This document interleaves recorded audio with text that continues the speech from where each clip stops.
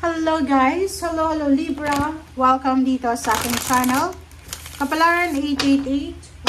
Welcome. Alamin natin Libra kung anong messages, vibration, gabay energy para sa lahat. This is general reading, so pwede kang makaresonate. Gamitin mo ang iyong intuition. Libra, number 28. It's number 10. Completion, accomplishment, achievements, satisfaction. Nakikita ko sa'yo dito na yung blessing na posibleng matanggap mo Libra for the next 6 months is a blessing to heal a relationship. So, maybe sa ngayon, kasi June pa lang tayo, siguro may kaaway ka, may sama ka ng loob, or may hinanakit ka, may resentment, grudges, or anything. And, posibleng matapos yan within 6 months. So, pwedeng December, October, November, or kung kailan man ito possible. Basta sinasabi na, magkakaroon ka ng pagkakataon para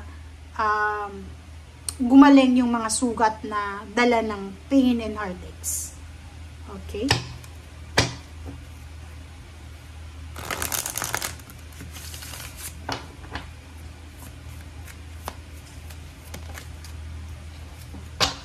Okay, fertility.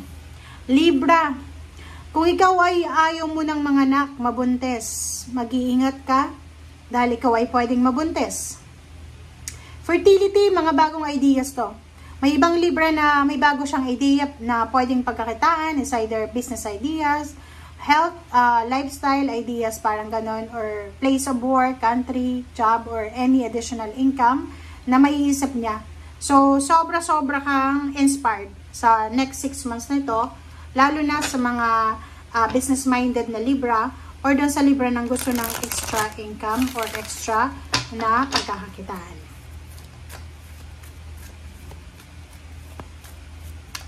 Okay.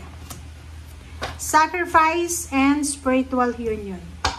Libra, sinasabi ng bara sa'yo dito number 12, kung ano man daw ito, like may Libra dito na posibleng makakaramdam ka ng pagiging unfair kasi maybe ikaw Libra babae ka pero ikaw yung breadwinner ng family, maybe yung mga anak mo mga unemployed, tapos yung asawa mo unemployed din, and ikaw ito, it's because of spiritual union. Parang sinasabi ng bara sa'yo na meron kang attachment Libra, commitment na sobrang toxic, 'di ba? Parang ganun.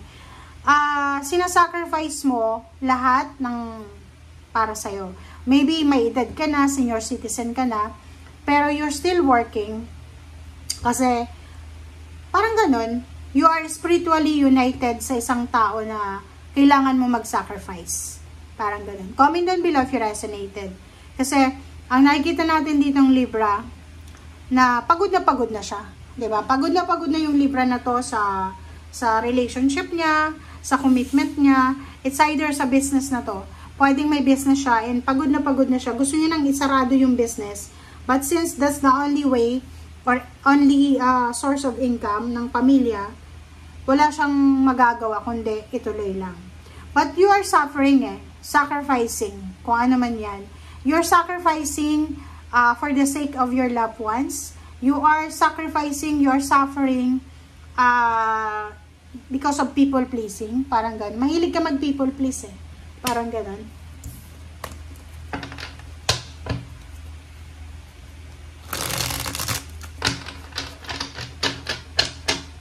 Okay.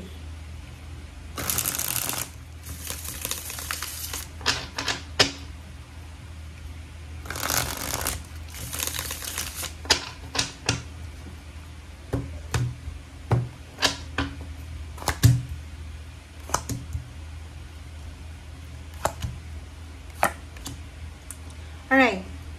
Mag-iingat ka Libra. Be careful. Okay? Mag-iingat ka.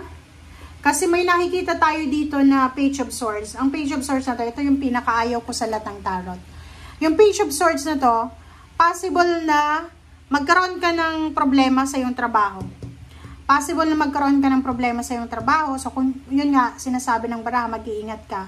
Pwedeng mapagbintangan ka na, like for example, may, halimbawa, kung tindahan niya na pinagtatrabahuan mo, grocery, mall, or kung ano man yan, Sinasabi ng barahan na mag-iingat ka kasi pwedeng machismis ka na nagdispalko ka ng pera. Parang ganon.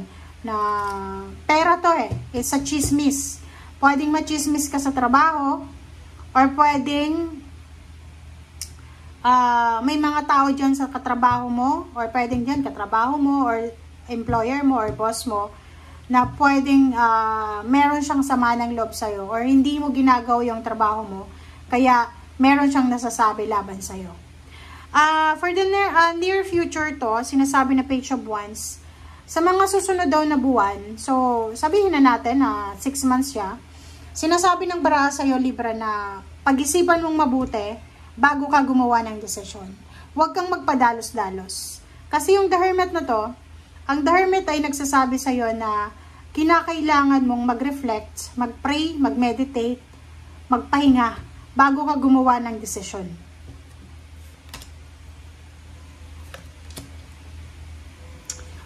Kita mo na? Ang nakikita ko sa'yo dito, Libra, may isa, yun nga yung sabi ko sa'yo breadwinner ka ng family, ikaw lang yung nagtatrabaho sa pamilya. And, lalo kung senior citizen ka na, manghihinayang ka sa freedom mo Kasi normally, by the age of 60 years old, alimbawa, kung tapos mo nang mapag-aral yung mga anak mo, may mga pamilya na yung anak mo, ba't ikaw pa rin yung nagtatrabaho? So, nanghihinayang ka You are regretting for the freedom na dapat is natatamasa mo siya sa ngayon Bakit ganun? Bakit ganyan yung message mo? Baby, sa relationship, yun na nga, medyo may edad ka na, nanghihinayang ka kasi parang iniisip mo, naubos mo lang yung youth mo Nagkaedad ka na, naging senior citizen ka na, pero yung asawa mo, yung partner mo, ay ganun pa rin yung ginagawa. So, nakikita ko sa'yo dito, yung 5 of Cups kasi dito is regrets to Na meron kang gustong balikan, pero hindi mo na mababalikan. Freedom to diba? Sinasabi ng baraha sa'yo na maging matalino ka, Libra, for the next 6 months. Kasi, yun na nga, ang health ng tao ay hindi na yan may babalik. Ang relationship, hindi yan may babalik. Yung mga okasyon na nawala, hindi na yan mababalik. So, much better talaga na kailangan mong maging matalino sa mga actions mo. Okay? Huwag kang kukuha ng mga obligations na hindi mo naman kaya. Lalo na kung nagkakaedad na tayo. Like for example, kung ikaw ay senior citizen kung may mga lending company dyan sa paligid mo, huwag na huwag kang mangungutang. Kasi unang-una, dapat nasa, ka na nasa relaxation ka na Nasa Queen of Wands ka na dapat Hindi ka na dapat namumroblema kung paano magbayad or hindi ka na dapat namumroblema ng mga pang-araw-araw na yan kasi 60 ka na 60 above ka na. Parang ganun. Kung 60 years old ka na. And yung good news dito, sinasabi ng baraha sa'yo, Libra, na if you are waiting for good news, pwedeng nahang siya, but sinasabi ng baraha na matutuloy din siya. So, within the 6 months, sinasabi na may good news na paparating.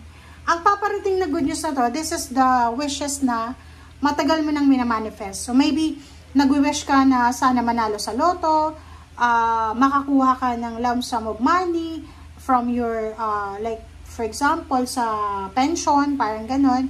Or kung ano man siya, sinasabi ng baraha sa'yo dito na possible siya. So, may good news dito, by the end of the year, so maybe November until December, isang good news na pwedeng pagkakitaan o isang good news na pwedeng magdala sa'yo ng financial happiness and fulfillment. Okay? Thank you guys for watching. Bye!